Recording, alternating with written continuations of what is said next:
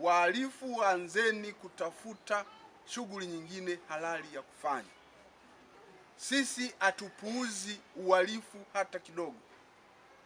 Tunashughulika na mhalifu kuanzia kiwango cha chini, kumdhibiti kabla hajahama kwenda katika kiwango cha juu, kwa sababu akifika kule juu kabisa kule atasumbua watu sana. Kwa hiyo uhalifu tunatakiwa tuushughulikie katika mizizi yake, tukate mizizi ya uhalifu kila wakati, na jambo linalogusa usalama watu na mali zao liwe ni jambo linalopewa kipaumbele na liwe ni jambo linalofanyiwa kazi mara kwa mara. Muwe na vikao vya mara kwa mara vinavyohusu usalama wa watu na mali zao, kwa sababu hakuna maendeleo yote yatakayo kuwepo kama watu hawana usalama. Usalama ndio nguzo yenyewe ya maendeleo yote. Ukilima mazao yako lazima kuwe na usalama, au sio? Kwa hiyo msiwape nafasi wahalifu hata kidogo, na jambo linalogusa usalama wenu msilijadili kwa utani. Nataka niwaambie jambo linalogusa usalama, jambo linalogusa wahalifu sio watu wazuri, tusiwachekee hata kidogo. Tulijadili kwa umakini, tulijadili kwa uzito, na tulifanyie kazi sote kwa pamoja, kwa sababu sote tuna wajibu wa kuhakikisha kwamba maeneo yetu yanakuwa salama. Lwanima ikiwa salama, Sawe itakuwa salama, si ndio? Sawe ikiwa salama, Kishiri itakuwa salama. Kishiri ikiwa salama, Buhongwa inakuwa salama. Hatimaye wilaya Nyamagana na mkoa mzima wa Mwanza unakuwa salama. Shirikiane kwa kutoa taarifa. Una taarifa yoyote, usiogope, utoe. Mwisho wa siku itatusaidia. Tumeona mwana Mwalukila na hiyo operation tutashirikiana na nyie wenyewe, wajumbe wa serikali za mitaa, jeshi la akiba. Kuna jeshi la akiba hapa, si wapo? Wapo? Wakata wapo.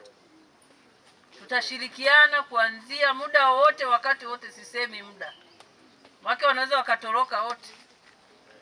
Tutaanza operation, na kuna wengine wana uzoefu wa mambo ya ulinzi, wengine wametoka maeneo mbalimbali hapa, wanaweza wakatupa uzoefu wa maeneo ambayo wamefanyaje, wametoka. Sio lazima Lwanima, anaweza kuwa alikuwa Kishiri, alikuwa Mirongo, alikuwa Buhongwa, alikuwa Mkorani, Butimba, alikuwa anafanya shughuli za ulinzi shirikishi. Ule uzoefu wake akauleta hapa. Kama hapa vikundi vipo na vimekufa, vinatakiwa vifanyeje? Viuishe. Mtendaji, mitaa yote, kata ya Lwanima, vikundi vya ulinzi shirikishi virudi, viuishwe, vichaguliwe upya, kwa sababu anasema vimekufa, ni vya muda mrefu.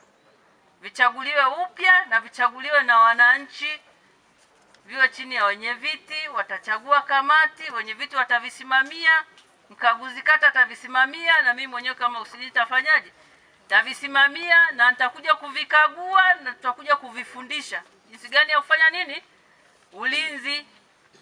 Sio wanaingia tu site wanaanza kufanya ulinzi, hawana mafunzo, wataenda tofauti na maadili.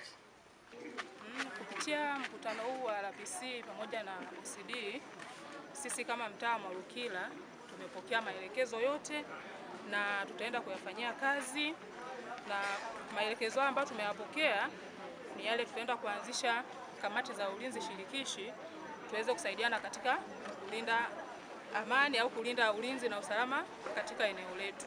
Maana kumekuwa na wezi wengi, lakini kwa kutokana na mkutano huu tutajitahidi kwa hali na mali tuweze kuvunja hii cheni na kuweze kuwa na amani katika huu mtaa. Maelekezo ya Mheshimiwa RPC ya kweli tumeyapokea.